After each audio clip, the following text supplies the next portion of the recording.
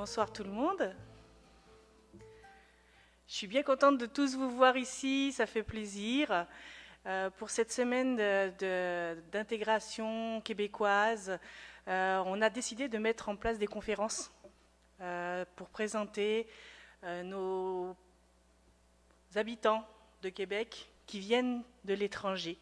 Ils venaient pour présenter leur pays et surtout aussi pour présenter leur parcours migratoire, pour vous faire découvrir, en fin de compte, toute la difficulté aussi de venir au Québec et tout l'amour qu'ils ont pour votre beau pays. Donc ce soir, on a la chance d'accueillir Mbouré, qui vient du Mali et qui va nous faire cette belle présentation. Donc je t'accueille avec moi et puis je te laisse le micro.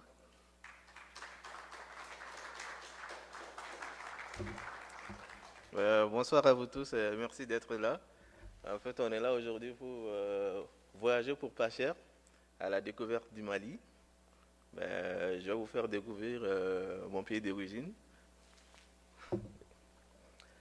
Dans le fond, on va commencer par les plans de présentation. Je vais commencer par la situation géographique du pays. Ensuite, répartition de la population et la diversité culturelle. Nous allons voir aussi une petite vidéo du portrait du Mali, le kola et sa signification particulière. Ensuite, on va parler un petit peu des beaux dimanches au Mali. Une fois que ça s'est terminé, on va rentrer dans les parcours migratoires, période des questions et dégustation des plats typiquement maliennes. Concernant la situation géographique, le Mali est un pays francophone d'Afrique de l'Ouest avec une superficie de 1 241 238 km², oui c'est bien ça. Lui, il est frontalier avec 7 pays, dont la Mauritanie à l'ouest, l'Algérie au nord-est. Ensuite, on a aussi le Niger à l'est, le Burkina Faso et la Côte d'Ivoire. La Côte d'Ivoire, c'est mon destination des rêves pour les vacances au sud-est, ouest. On a aussi la Guinée au sud-est, pour finir le Sénégal à l'ouest, sud-ouest. Beaucoup de personnes sont plus visuelles, c'est pour cela que je vais présenter avec la carte comme on peut le voir ici directement. Celle qui est au milieu, c'est les drapeaux du Mali. On peut voir les différents pays que je viens de citer, l'Algérie au nord-est, la Mauritanie, et le Niger, et puis on voit sous forme de papillons, lui seul, il court beaucoup de frontières. La répartition de la population. Le Mali, lui seul, couvre à peu près plus de 20 millions d'habitants. La majeure partie est recentrée à la capitale, à Bamako. Lui seul, on a 3 millions d'habitants. Moi, je suis originaire de là-bas. Ensuite, les restes de la population, c'est divisé dans les 8 régions administratives. Pour faire court, on a comme, c'est comme la province, le Canada, il y a plusieurs pays, mais nous autres, c'est divisé en régions, et chaque région a des cercles. Donc, il y a plusieurs ethnies. Au Mali seulement, on peut avoir plus de 15 langues différentes de parler. Quand on prend l'exemple au sud, jusqu'au centre, la majorité parle du bambara, mais tout le monde a comme une langue secondaire. La langue officielle du Mali parlée est le français. C'est ce qui est couramment parlé dans les écoles et puis dans les services. Quand on va plus au nord, il y a comme 3 régions qui sont collées, les Gao. Est-ce que quelqu'un d'entre vous a déjà entendu parler de Tombouctou, une région? Ensuite, pour faire court, chaque région a sa propre particularité. Comme je viens de mentionner tantôt les différentes ethnies, quand on part du sud, les autres ils ont leur façon de s'habiller, et ont leur façon de se stresser, de tresser leurs cheveux. Quand on voit quelqu'un, jusqu'à des kilomètres, on peut savoir, lui, là, il vient de ces coins-là. Des fois, ils s'amusent, les filles s'amusent à faire des jeux en s'habillant d'autres régions lors des soirées traditionnelles. Ensuite,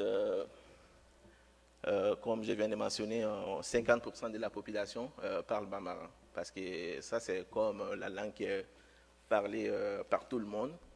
Nous autres, on a comme une deuxième langue qu'on parle en famille. Ben, tout le monde n'a pas la chance. Quand tu n'as pas la chance d'aller dans les autres régions, tu ne peux pas avoir accès aux autres langues. Donc, moi, personnellement, je parle bambara. Comme je fais partie des 50%, et la langue officielle qui est le français. Ensuite, les autres pays qui sont au sud, les autres parlent aussi bambara, mais c'est l'accent qui différencie un petit peu. Quand les gens qui sont ici au Québec, et puis quand ils vont en Gaspésie, il y a juste, c'est le même français qu'on parle, mais la prononciation fait en sorte que c'est un peu différent. Je vais vous montrer un petit peu les photos des différentes ethnies. Ça, c'est plus au sud. Les filles, vous les voyez, les autres, c'est leur tenue traditionnelle typiquement malienne. Ça, c'est plus au centre. C'est le genre de boubou que je porte. Ça, c'est en version homme. Vous pouvez les voir pendant les cérémonies de mariage, les baptêmes. Les femmes portent beaucoup ça. Ben, ça, c'est les tenues traditionnelles typiquement pour le nord du Mali. Le nord du Mali, c'est un peu spécial. Il y a comme un peu de métissage entre les gens de l'Algérie. Les autres qui ont comme la peau un peu claire comparée aux autres qui se trouvent au sud. Donc, il y a, avec le désert, la température fait en sorte que les autres ne peuvent pas porter comme le basin de ce genre-là. C'est pour cela que les autres ils ont ce genre de tissu qui est un peu léger et puis qui va avec, ils vont tout le temps ils couvrent leur tête pour la chaleur. Ben, la photo qui est à droite, ça c'est comme l'heure de leur cérémonie. L'autre que j'ai montré tantôt, c'est lors des baptêmes et des mariages que les femmes portent d'habitude au centre et au sud. Mais quand on vient au nord du Mali, la coiffure qui est là comme ça, c'est quand ils voient ça seulement, ça veut dire que les autres ils viennent du nord. C'est trois régions, Tombouctou, Gao, Kidal. Les autres ils portent tout le temps ce genre de coiffure. J'aimerais aussi mentionner, en parlant de Tombouctou, Gao et Kidal, c'est cette partie qui est un peu touchée dernièrement à cause du conflit. Les autres, ils veulent comme leur liberté. Ils veulent comme avoir le territoire à eux seuls. Donc, ça fait longtemps que ça dure. C'est pas comme une destination. Avant, c'était une destination touristique, mais maintenant, c'est pas conseillé. Je vais vous faire court avec deux vidéos. Une qui va parler sur le portrait du Mali, et puis on va se tourner sur une petite musique.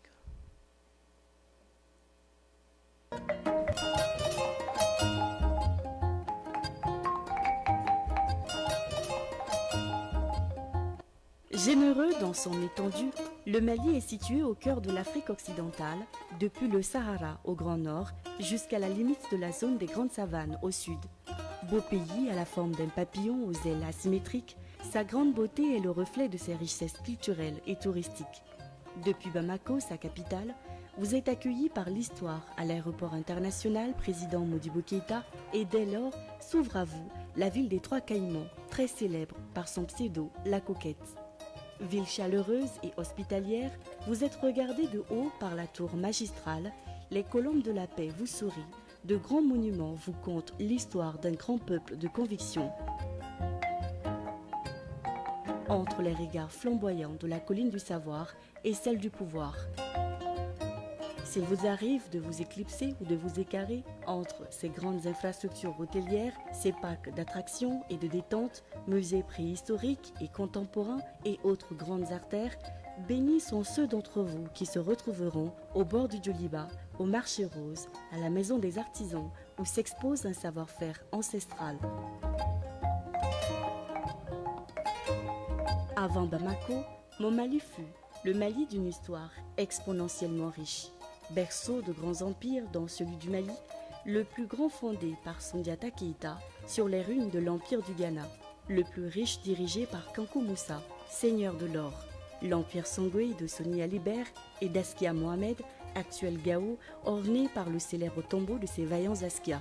Le Mali des grands royaumes, le royaume Bambara de Ségou, le royaume Massassi de Karta, le royaume Peul de Massina, avec la figure de résistance El Haj Sékou Oumar Tall et son tata à Konyakari, dans l'actuel Caille. Caille, ancienne capitale du Soudan français. Caille est sa célèbre cité de Logo-Saboussiri, théâtre de l'une des plus grandes batailles de la conquête coloniale, le 22 septembre 1878. Le royaume de Ouassoulou, avec la résistance de Samori Touré. Le royaume de Kénédougou, avec la résistance de Babemba Traoré et son tata légendaire face aux forces coloniales. N'avez-vous point entendu parler de Tombouctou, la ville mystérieuse, celle des 333 saints? Sa sœur jumelle, Djenné, la Belle, avec son architecture authentique, le plus grand bâtiment du monde en terre, classé patrimoine mondial.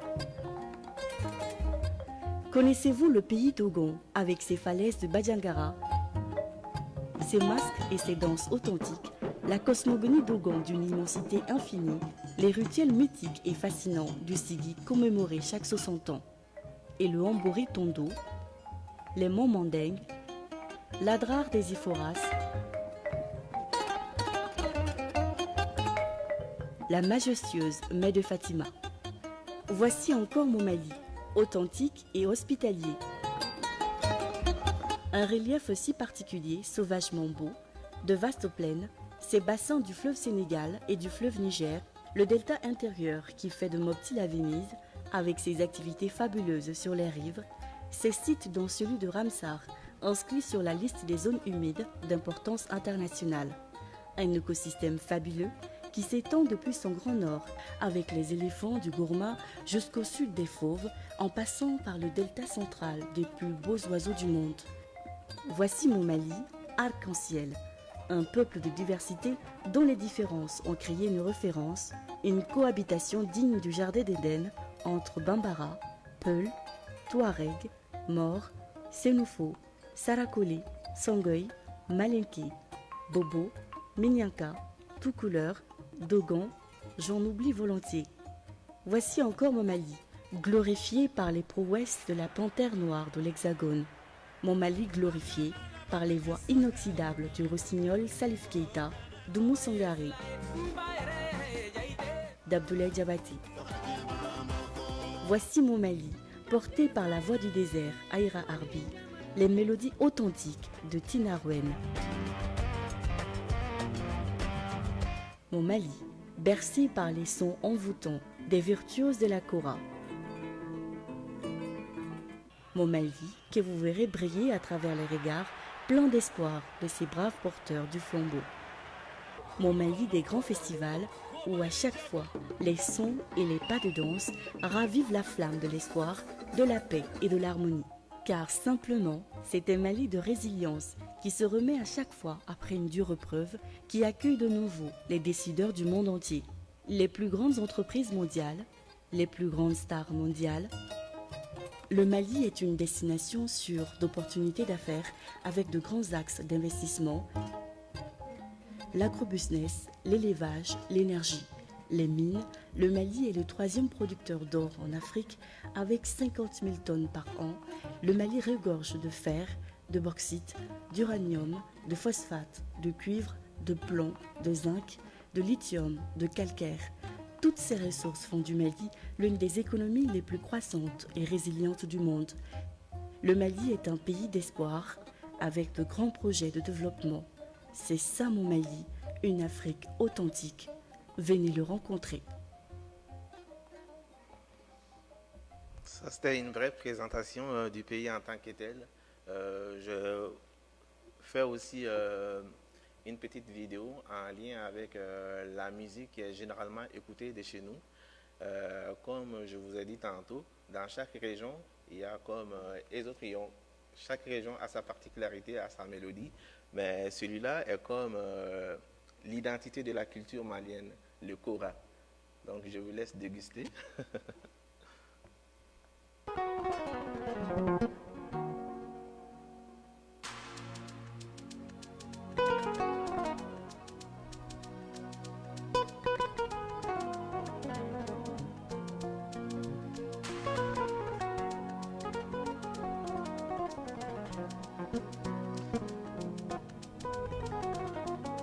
avant d'être une ancienne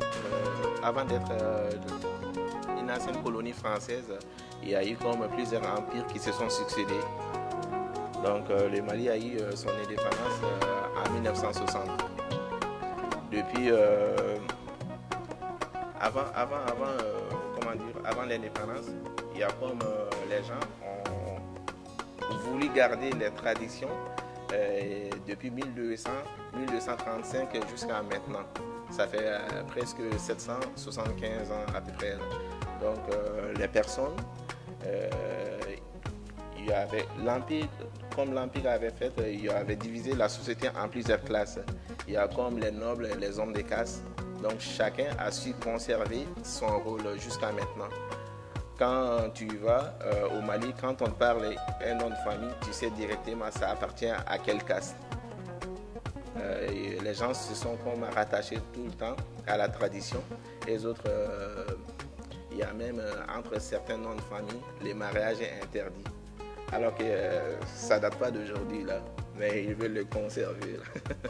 Tout passe par les parents chez nous, c'est très important. Donc il faut leur consentement pour qu'un mariage soit fait. Comme je l'ai dit tantôt, la société est divisée en les hommes de caste. Il y en a le porteur de parole qui s'appelle les griots. Et les autres, on ne peut rien les refuser.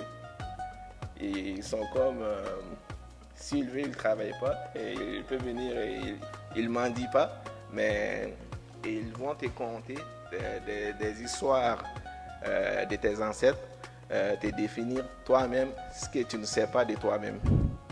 En parlant l'origine de ton nom, d'où provient ta famille. Il n'y a pas beaucoup d'écrits là-bas, mais c'est transmis de façon orale, la tradition orale. Donc les autres, depuis leur bas âge, ils sont initiés à ça, leurs parents les transmettent. Pendant les vacances, les autres, ils sont préparés pour ça, pour la société.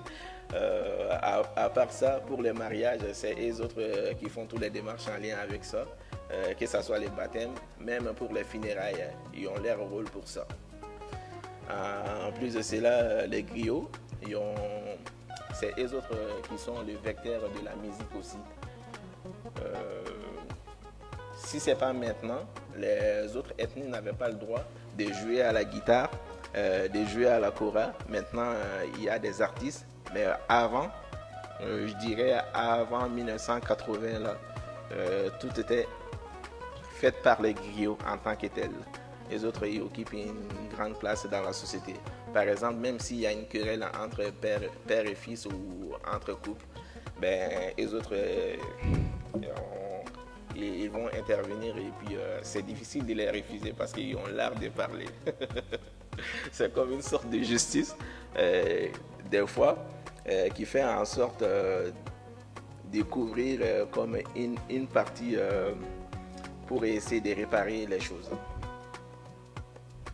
Je vous laisse déguster un petit peu la musique.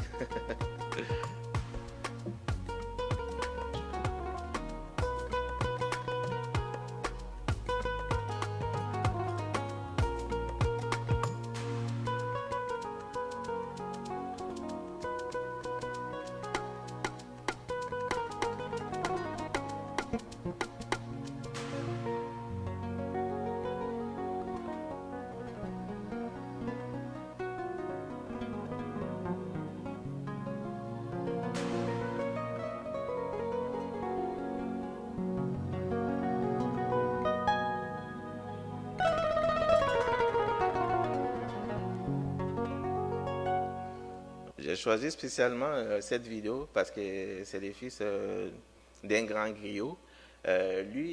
Son père a eu 3 Grammy Awards aux États-Unis à cause de la kora.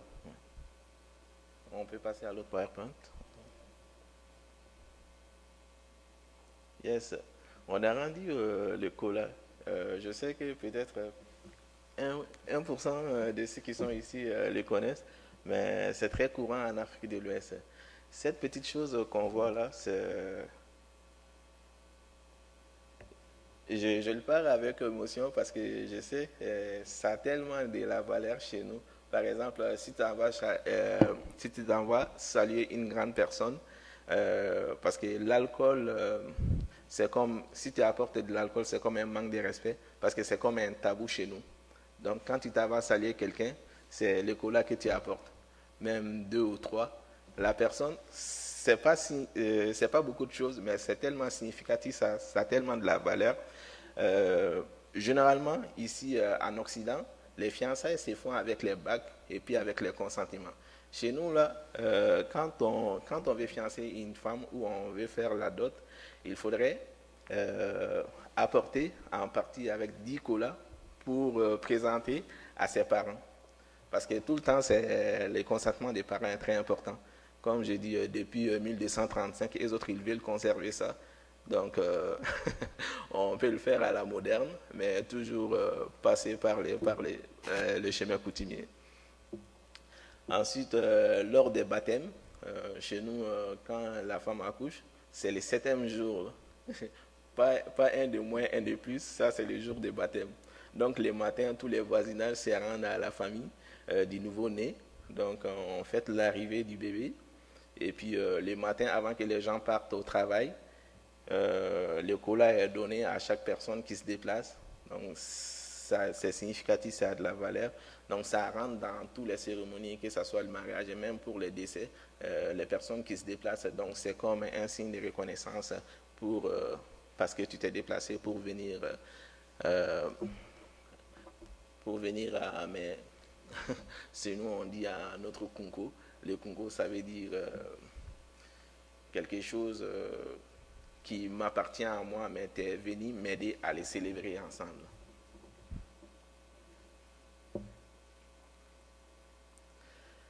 En parlant de mariage, les beaux dimanches. Chaque dimanche, il ne se passe pas un dimanche sans qu'il y ait un mariage chez nous. Pourquoi? Parce que les filles n'ont pas le droit de quitter le domicile familial sans être mariées. Si tu as la possibilité, tu peux le faire, mais tu as 1% de chances d'être marié. Tout dépend des parents, c'est même si vous vous aimez, mais il faudrait le consentement des parents. Pour ça aussi, les griots sont là pour ça. Si les parents refusent, tu vas mandater un griot pour qu'il mette la pression sur tes parents. Et puis, s'il n'y a pas de haut, s'il n'y a pas quelque chose de conflit entre les différentes familles, il est fort probable que ça s'arrange par la médiation des griots. Donc, je vous présente comme la façon dont les mariés s'habillent du côté sud, de l'autre côté et du côté nord. On peut le voir tout le temps, comme j'ai dit tantôt, avec l'air presse. Donc, on peut le savoir directement que les autres ils viennent du nord et puis les autres ils viennent du sud. Ben, chez nous, que tu sois chrétien, musulman, toutes les filles, avant les nuits de noces, sont obligées de passer à cette rituel. Donc, ça fait en sorte, les autres, ils habillent la mariée de cette façon. Donc, elle est entourée de tous ses tantes qui lui donnent des conseils prodigieux, comment se tenir dans le foyer. Et puis, le lavage des mains a un sens. Ça veut dire qu'après, là, tu n'es plus dans le célibat. Donc, ta main est lavée, il faut cuisiner pour ton mari. Tes pieds sont lavés, donc ça veut dire que tu ne cours pas derrière un autre homme. Donc, c'est pour signe de fidélité. Tout a un sens chez nous. Et puis, la couverture qui est sur la tête, c'est un peu différent, mais comme vous le voyez, c'est des couleurs différentes, mais ça se ressemble parce qu'il y a comme les traits qui sont entre celle qui est à droite et celle qui est à gauche. Ça dépend des différentes ethnies. L'autre ethnie, ça peut être au nord et puis l'autre peut être au sud. Donc, ça fait en sorte que pendant une semaine, d'autres personnes n'ont pas le droit de voir le visage de la mariée à part son mari. Après ça, les mariés sont conduits aux nuits de noces, mais il y a comme une personne âgée qui les accompagne. Donc, même si c'est dans un hôtel, les autres va être comme la chambre d'à côté pour conseiller la mariée quoi faire. Donc le lendemain, quand le mari va être avec ses amis, donc pendant ces une semaine-là, tout ce que la fille n'avait pas appris durant son adolescence, donc la personne, ça aussi c'est des griots qui font ça. Donc ils donnent des conseils judiciaires, comment se tenir dans le foyer. Donc quand on regarde, il y a moins de divorces au Mali. Ouais. Donc c'était ça, je voulais parler un petit peu des beaux dimanches. Good. Donc on est rendu au parcours migratoire. Pourquoi j'ai choisi le Canada et plus précisément le Québec? Avant de venir ici, j'étais à l'université. J'étais rendu en 3e année en droit. J'avais la possibilité de poursuivre une carrière dans le droit. Quand j'étais en 2e année, tout le temps, on était obligé d'aller assister à des procès. Ça faisait partie de notre cours. Ce n'est pas que je n'ai pas beaucoup confiance à la justice, mais des fois, c'est la loi du plus fort. J'avais comme envisagé de changer un petit peu de carrière, parce que j'aime que ça soit comme ça, la clean de même. Mais les opportunités se sont présentées de bouche à oreille. J'ai entendu parler qu'il y avait une bourse d'études pour venir au Canada. C'était pas accessible à mon pays. Il fallait que j'aille en Côte d'Ivoire pour faire un concours. C'était pour l'Afrique de l'Ouest. Donc, c'est pas que j'étais le plus intelligent, mais beaucoup de personnes n'ont pas accès à l'information. Et puis, il y avait des frais liés à ça. En partant, ils font comme une sélection pour les pays. Ensuite, tu dois te rendre pour faire les tests de français. Avec les tests de français, on était au nombre de 30 personnes pour 3 bourses. 2 bourses d'excellence et une bourse d'exemption. J'ai pas eu la bourse d'excellence, mais j'ai eu la bourse j'ai pas eu la bourse d'excellence, mais j'ai eu la bourse d'exemption d'une valeur de $30,000 qui couvre juste les frais de scolarité. Donc pour ça, on ne peut pas refuser ça. Quand j'ai eu la bourse, ça s'arrêtait pas à ça. Il y avait des démarches reliées à ça pour l'immigration. Il fallait qu'il y avait des démarches qui coûtaient des frais. Ensuite de ça, il fallait que je démontre si mes parents ont parce que j'avais 21 ans à ce moment-là, si les parents avaient la capacité financière pour financer mes études ici. C'était une tâche difficile, mais finalement, je suis arrivé. Étant donné qu'il y avait d'autres personnes qui avaient déjà fait la démarche arrondie au moment des vérifications de fonds, leur demande de visa était rejetée. Moi, on m'a conseillé d'aller plus avec les biens locatifs que mes parents ont. Avec ça, quand je vais présenter et monter mes dossiers avec les comptes bancaires, j'ai 60% des chances que ça ne soit pas refusé. Je suis allé avec ça, avec des actes notariés. Finalement, j'ai eu mon visa, mais ça a été sorti en retard tellement que le démarche, ça prend beaucoup de temps.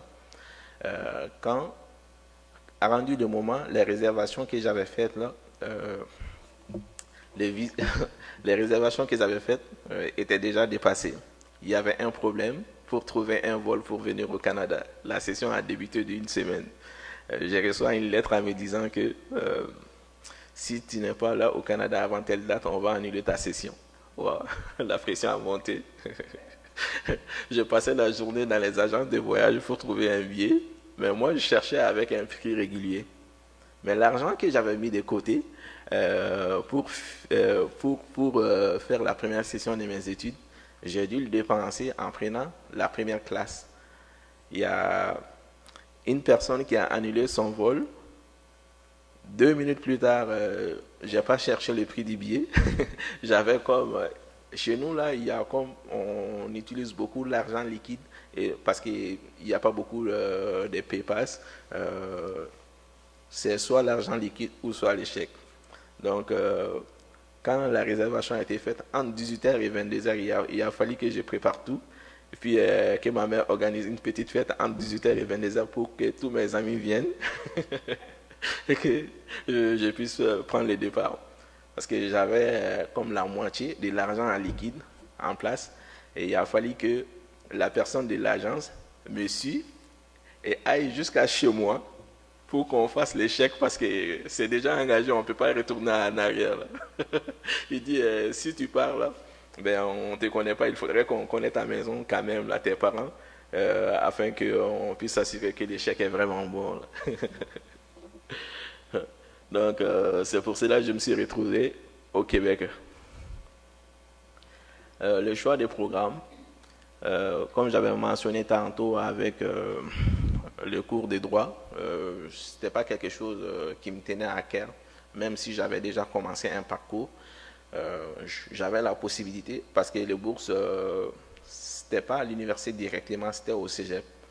Ben pour moi, une opportunité, ça ne se refuse pas. Même si l'université et le cégep ne seraient pas le même, mais je suis certain que ça va me servir après. Par exemple, lors de ma démarche d'immigration, mon diplôme universitaire m'a permis d'aller chercher des points pour que je puisse avoir la résidence permanente. Parlons de la première semaine au Québec. Quand je suis venu, je ne connaissais personne.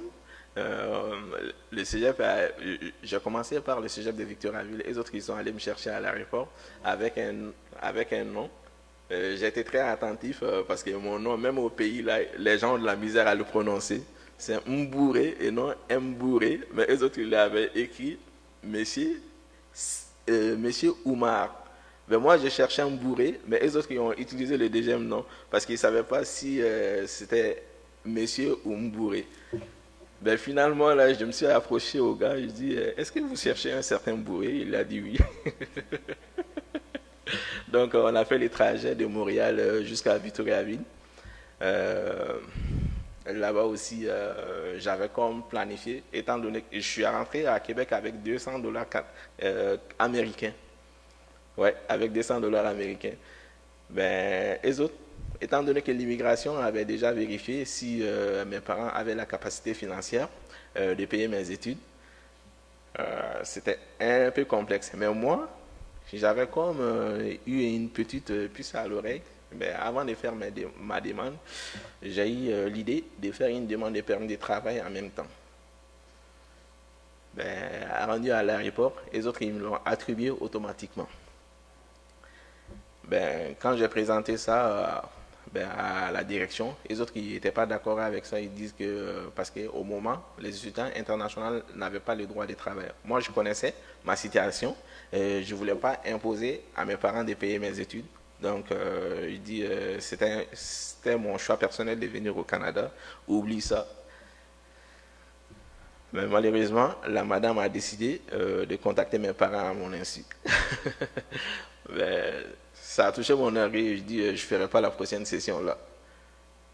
Donc je suis resté là juste à la fin des sessions. J'ai commencé à appeler les cégeps et puis les autres, il y avait pas certains avaient d'inconvénients pour ça, mais les cégeps de la Gaspésie et des îles avaient dit si tous tes documents sont en règle, donc nous autres on n'a pas de problème avec ça. Je suis rendu en Gaspésie comme ça, de Victoriaville en Gaspésie, sans connaître où se trouve la Gaspésie, juste par un simple coup de téléphone. Donc là-bas, ça a bien été. Je travaillais pendant l'été pour payer les loyers de la résidence, parce que les autres, ils n'étaient pas d'accord en tant que tel que je travaillais, mais j'avais comme pas le choix pour payer les livres, les documents. Donc, mes profs qui étaient là, et il y a ma prof de comptabilité qui m'a cherché comme un emploi pour laver la vaisselle. Donc, avec ça, là, les autres, ils ne voulaient pas que je parte. Donc, avec ça, j'ai pu payer ce qui était nécessaire, mais rendu en Gaspésie pendant l'été. J'avais 3 jobs et puis j'ai tout fait pour payer le loyer de la résidence après tout est rentré en l'ordre. Mais ce n'était pas fini. Rendu là-bas, le changement de cégep de Victoriaville en Gaspésie, c'est les mêmes programmes de techniques de comptabilité, mais ça n'avait pas, c'était différent. Il y avait comme il y avait plus de cours en Gaspésie qu'en Victoriaville. Donc, ça a fait en sorte qu'il y a eu comme des conflits d'horaires à la fin de ma dernière session.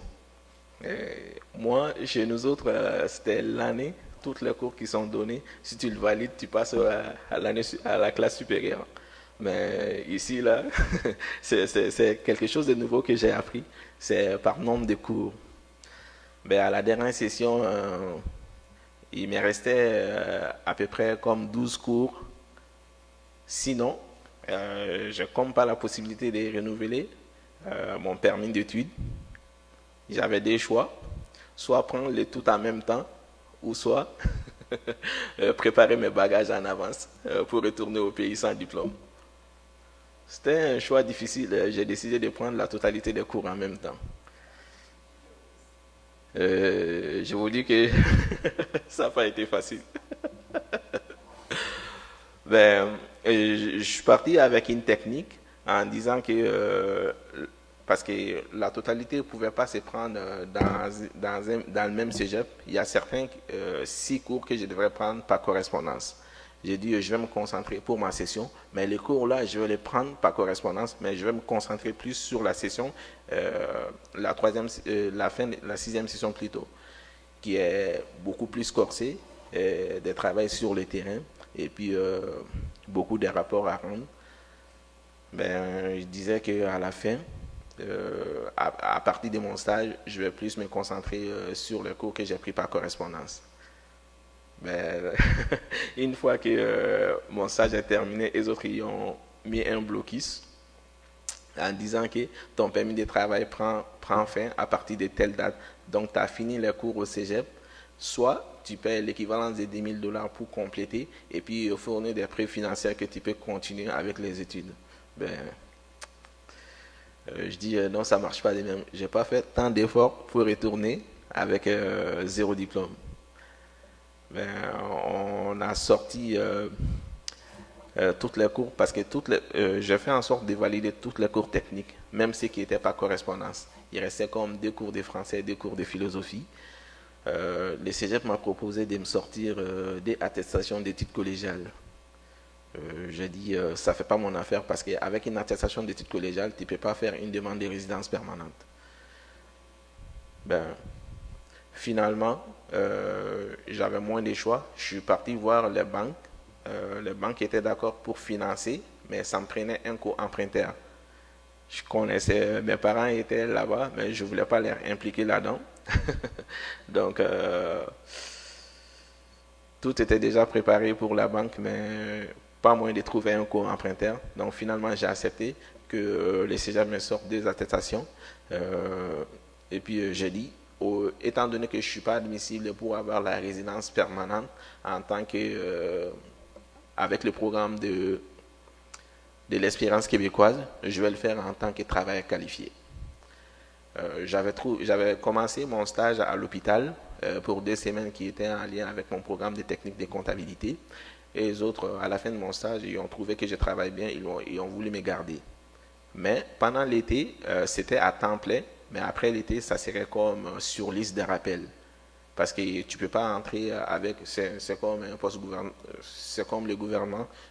Les autres qui sont devant toi, il faudrait que tu fasses le même cursus que 3 ans avant d'avoir le poste permanent à temps plein.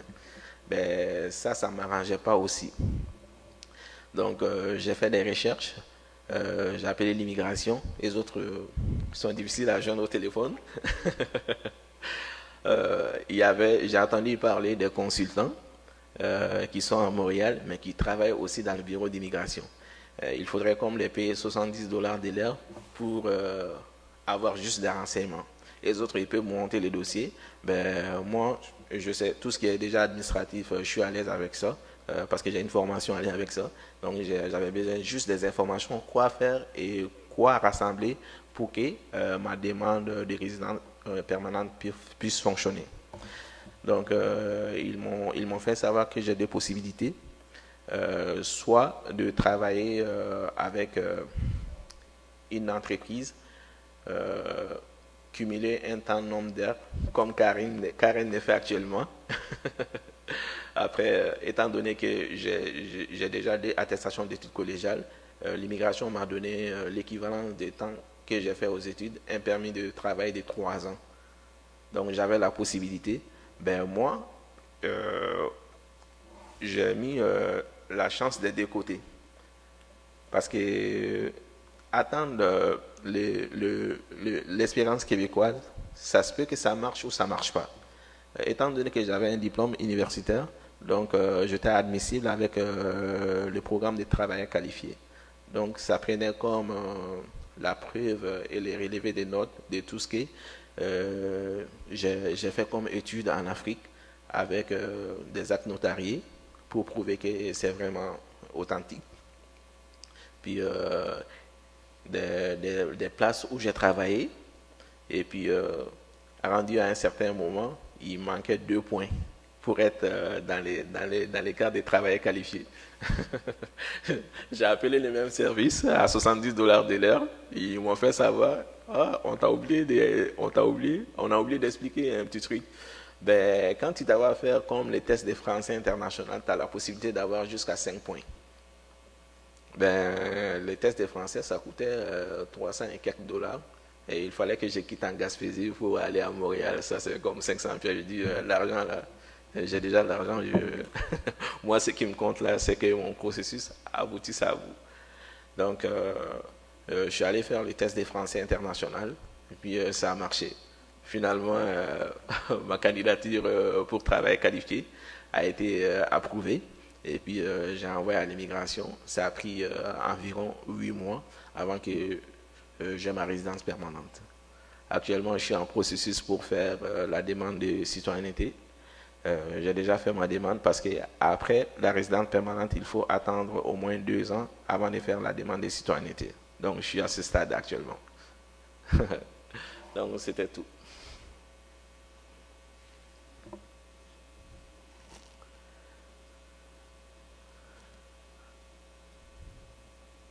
On a rendu à la période des questions.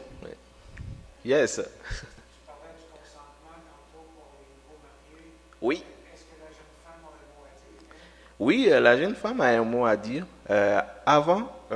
Avant notre ère, parce que quand je parle, je suis après 90, là, avant notre ère, c'était comme il y avait beaucoup de mariages forcés. La jeune femme n'avait pas son consentement la plupart des cas. Avec des chansons et puis l'intervention des griots, donc ça a beaucoup baissé. Et puis la mondialisation aussi a fait que ça a beaucoup baissé. Maintenant, là, les fiancés, là, ils se trouvent entre eux. Par exemple, les parents ne choisissent pas comme un mari à leur fille. Donc, par exemple, vous vous croisez et puis c'est vous qui décidez, le mari va décider, je vais fiancer cette femme-là. Ben, c'est la fille à son tour de dire, c'est tel de mes parents que tu dois aller rencontrer. Ce n'est pas les pères en tant que tel. Quand moi, par exemple, je vais prendre un exemple sur moi, étant le père d'une fille qui va être mariée, quand c'est les parents des fiancés viennent me voir pour doter la fille, moi je dis, je suis son père biologique, mais j'ai donné son éducation à mon jeune frère. C'est lui que vous devez aller voir. Ça passe des mêmes défauts. C'est compliqué, hein? Oui. Oui. Est-ce que tu as de la famille encore? Oui, j'ai mes parents. Est-ce que tu y vois encore J'ai mes parents qui sont là-bas, mes 2 sœurs, mes grands-parents aussi. Je fais un coucou à ma grand-mère si elle me regarde. Oui. Depuis que je suis venu, je ne suis pas rentré, mais je compte aller faire un tour en avril. Oui, s'il n'y a pas de coronavirus. J'ai atterri au Québec en août 2013, ça fait 8 ans et quelques mois. Je ne suis pas rentré au pays, mais je t'ai dit, là, je parle avec ma mère à 2 fois par semaine. Ma grand-mère, il ne se passe pas un mois sans qu'elle demande à me mettre un appel vidéo. Oui, oui. Est-ce que quelqu'un d'autre a des questions? Oui.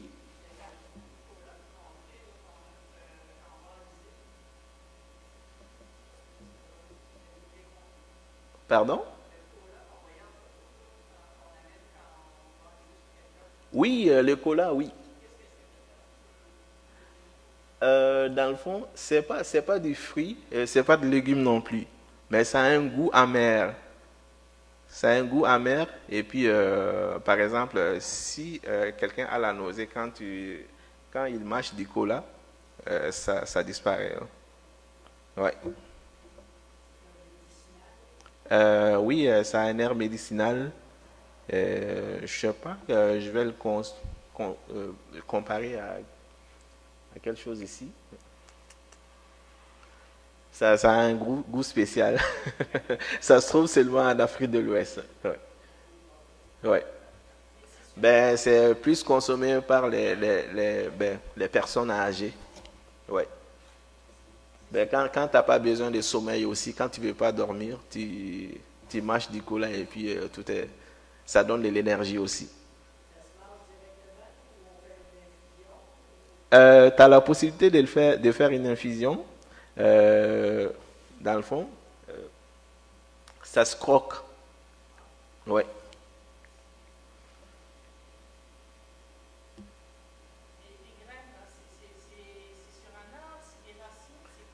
Ben, c'est les paniers. J'ai choisi spécialement cette photo. Pour la dot du mariage, ça prend un panier de même rempli de cola. Ouais. Ouais. Ben, j'ai oublié de mentionner pourquoi un panier rempli de cola. Ces paniers-là, quand c'est rendu à la maison, avec la dot c'est un petit montant significatif, ces montants-là, ils vont les changer comme par exemple, ils vont demander aux fiancés de payer l'équivalence de $300. Ça, c'est un montant significatif pour avoir la femme. Ces $300-là, ce n'est pas pour les parents, ce n'est pas pour la fille. Ils vont les changer à des scènes, des 25 cents. Et puis, ils vont prendre comme 2 ou 3 morceaux de cola, mettre l'argent là-dessus, et puis distribuer dans tous les quartiers. Pourquoi? Ça prouve que cette fille-là n'est plus célibataire. Donc, elle est devenue une femme fiancée, elle est devenue une femme mariée. Donc, le cola, là, ça a beaucoup de signification chez nous. Ouais. Oui, ça se conserve dans la fraîcheur. Pas dans le frigo, mais plus dans l'humidité. Ouais.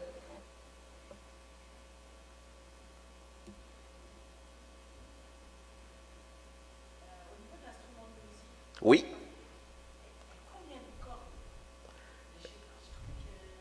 Le cola, je pense qu'il y a 32 cordes.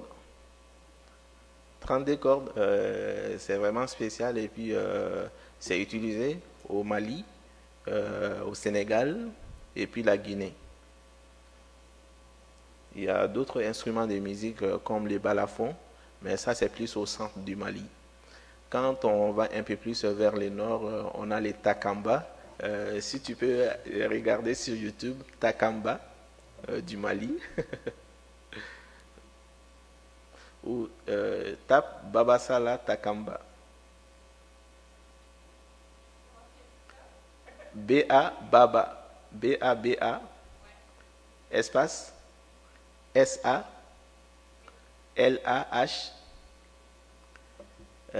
Takamba. T-A-M-K.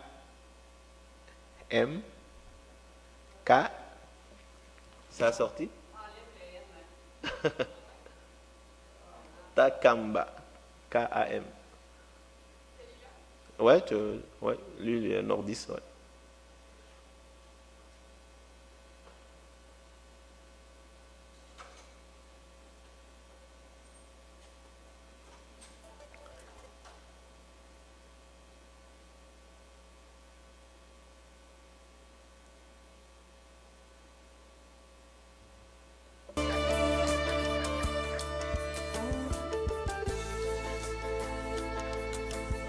C'est la même guitare qu'ici, mais la façon qu'il joue est très différente.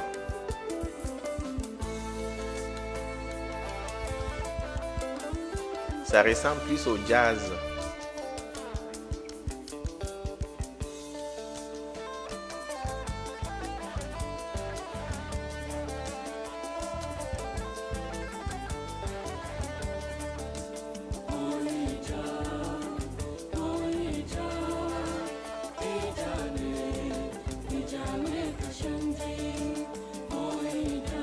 Si vous vous rappelez très bien, juste avec la coiffure, vous saurez que les autres ils viennent du nord. Ouais.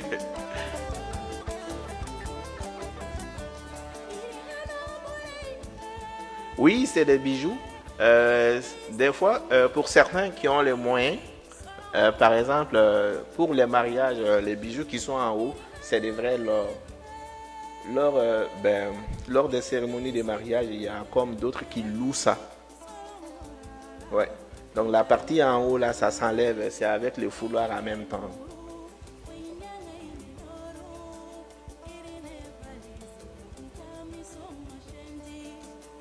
Pour certains qui n'ont pas le moyen de le faire en or, et les autres ils le font en argent, et puis les dorés.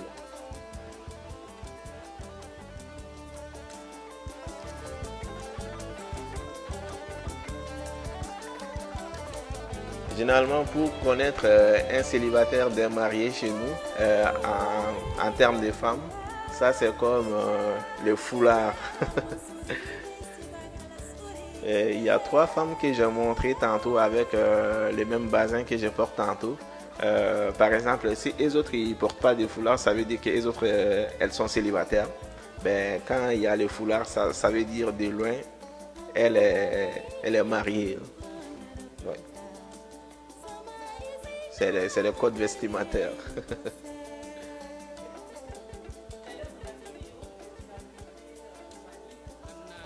Oui. Oui.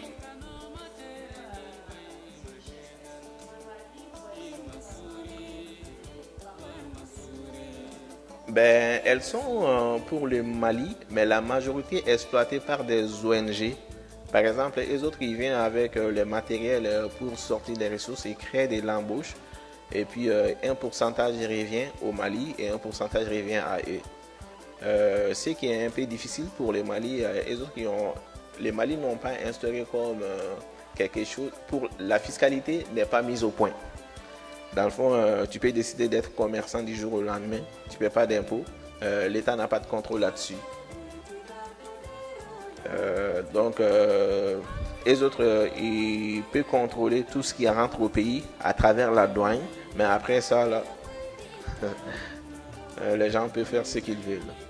À moins que tu as comme une place précise où tu fais tes ventes.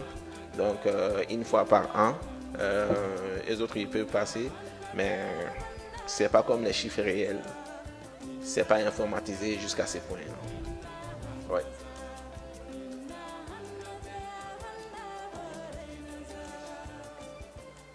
Oui, il fait chaud beaucoup.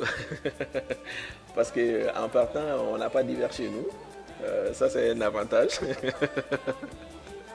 Quand il fait très froid, c'est 18 degrés. Et puis, on s'est plaint de ça. Il peut avoir jusqu'à 42 degrés. Ouais. Mais je peux vous dire que c'est un peu différent parce que le facteur humidex fait en sorte que c'est pas les mêmes degrés de chaleur. Même chez nous, là, quand il fait 18 degrés, et puis comparé à un 18 degrés ici, je vois que c'est un peu différent. Ouais. Ça, c'est un gars du sud qui a improvisé de la musique du nord et puis ça a bien donné. C'est l'un de mes chanteurs préférés, Habib Koïta. Il fait beaucoup de tournées aux États-Unis, même actuellement il est aux États-Unis. Oui.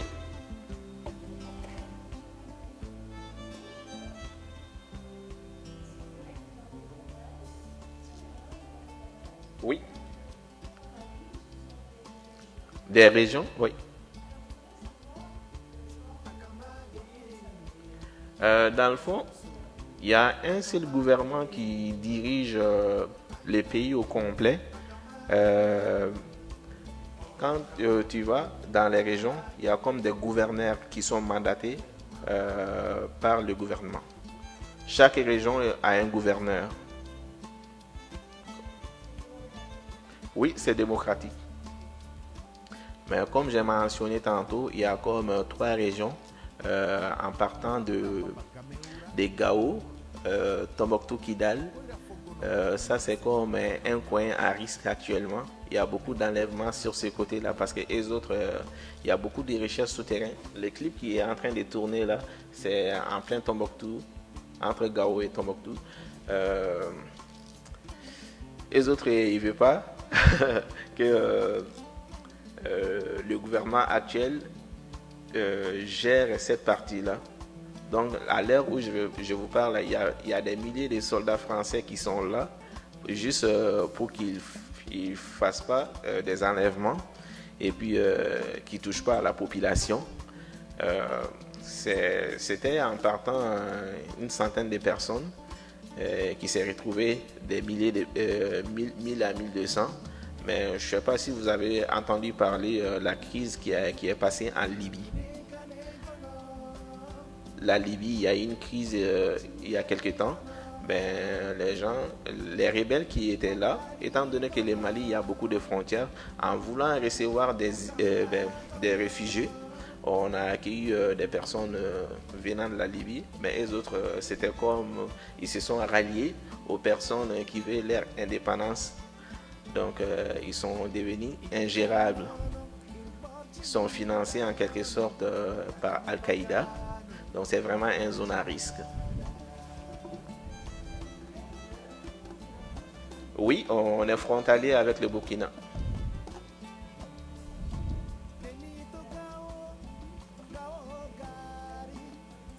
Oui, exactement en lien avec ça.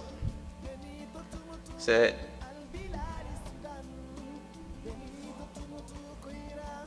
Oui, dans le fond, c'est plus les gens de la Côte d'Ivoire, comme il y a beaucoup de Maliens qui se trouvent en Côte d'Ivoire, vice-versa, Mali-Guinée. Au Sénégal aussi, étant donné que le Mali n'a pas accès à la mer, il y a juste le fleuve, donc toutes les exportations maritimes passent par la Guinée ou par le Sénégal. Donc, c'est ça.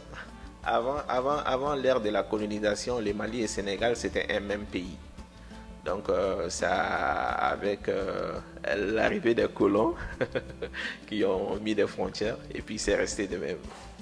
Avant, ça s'appelait le Soudan. Non, c'est pas une frontière naturelle. Ça a été tracé. De rien.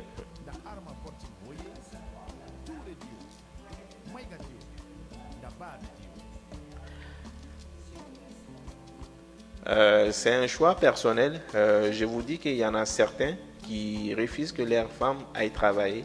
Mais ces gens qui refusent ça, là, et les femmes chez nous, c'est tout l'argent qu'ils gagnent là, c'est pour eux là.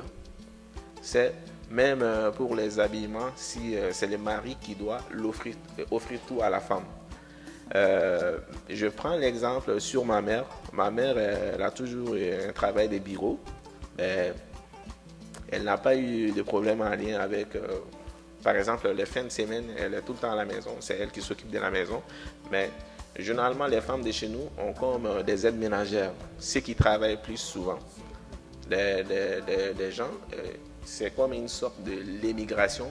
Les autres, ils quittent dans les régions éloignées pour venir chercher un peu d'argent et puis préparer les trousseaux de mariage.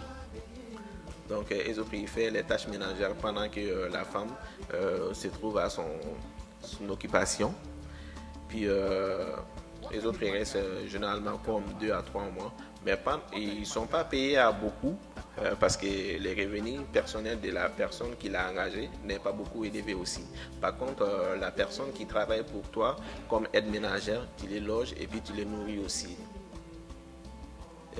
Ça ne fait pas partie de son salaire. C'est les francs CFA. Francs CFA. Je veux prendre l'exemple, quand on convertit $1 canadien en francs CFA, ça donne l'équivalent de 400 francs CFA. Ouais. À peu près, ce qui est c'est comme de l'économie. Ce qui est $1 peut acheter là-bas, c'est vraiment, quand on parle de $400, c'est pas les $400 en tant que tel, 400 francs CFA. Quand on parle de 400 francs CFA, c'est pas comme l'équivalence de $400. Ça vaut vraiment $1. C'est la conversion qui fait que c'est différent.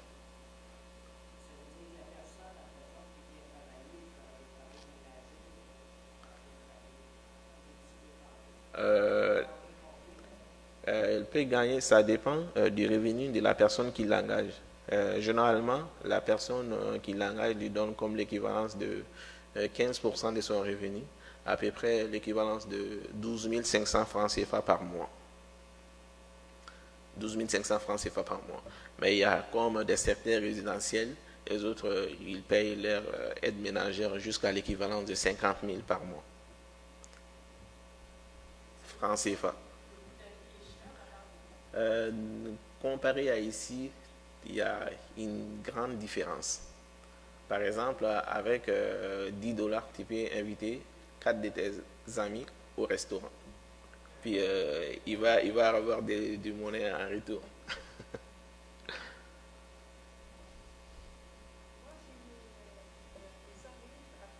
Oui. Oui. Ok.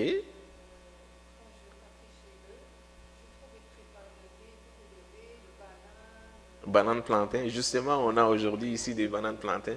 Il y en a comme une sorte de riz au gras. Je voulais le préparer, mais sa préparation, ça prend comme environ 4 à 5 heures.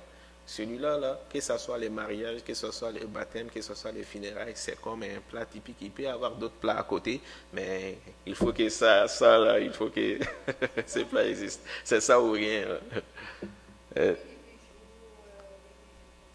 Oui, les femmes chez nous aiment beaucoup porter l'or. Par exemple, les banques n'est pas beaucoup sollicitées. Généralement, les femmes investissent leur argent en or. Par exemple, l'or que tu as là, tu peux le vendre. Ça prend de la valeur à chaque jour. C'est comme un investissement que tu le fais.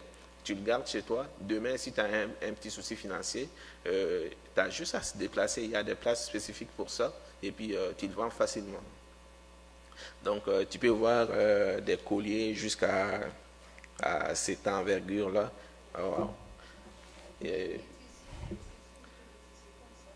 oui, oui. Ils font, avec la mondialisation, des tenues modernes, par exemple, des tissus de même, ils les confectionnent à ce qu'il a l'air, ça soit comme un modèle qu'on vit à la télé, mais la partie de la culture, là, ils veulent le conserver. Oui.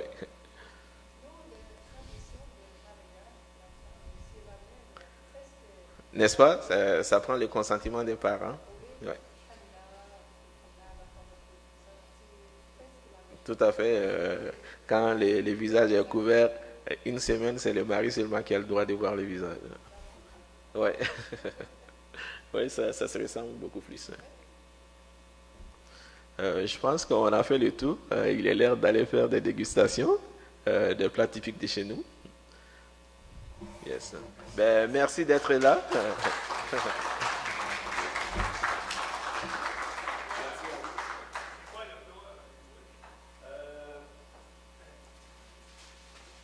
J'en ai fait du djouka.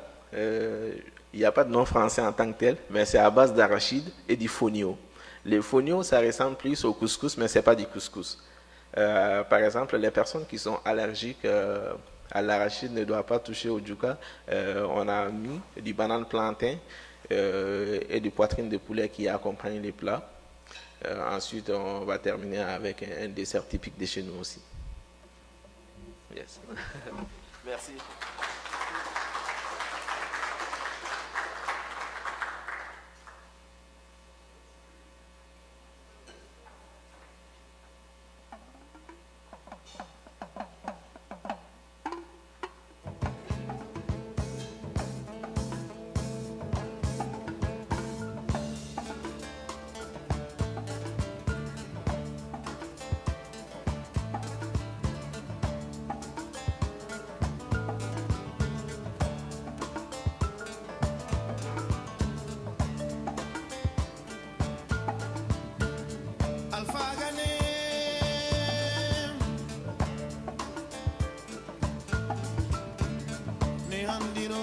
timi ni borati Fatuma